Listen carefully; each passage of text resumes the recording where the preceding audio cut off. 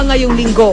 The Big Dome set the stage for the biggest basketball clash in Pinoy sports history. Sa Ultimate All-Star Weekend event, nagsalpukan ang batikang players ng NBA at PBA. Since it is a rare moment, pati mga artista na basketball fans, nagkumahog na makapunta sa Araneta to witness the game. Luckily for Chris Lawrence, he was granted an instant access dahil siya ang napili na kumanta ng US National Anthem.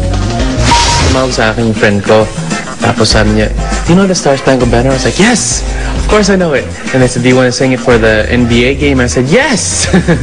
So, yun, sobrang honored. Compared to Chris, si Party Pilipinas dance diva Yasi Pressman, hindi masyadong pinala. Kasi everyone I know, lahat sila meron ng tickets, tapos lahat sila pupunta. So nag-try naman ako, sold out. Pero dahil sa kagustuhan ng dalaga na makita si two-time most valuable player Kobe Bryant, nakaisip ng paraan si Yasi.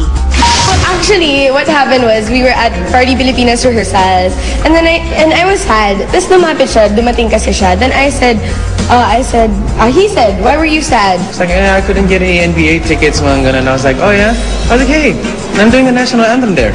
Sabi niya, hindi na talaga. She's like, ako na lang PA mo. I was like, Kuya, sige na, ako na please. Sige na, pakasama lang ako. Makita ko lang sila, diba?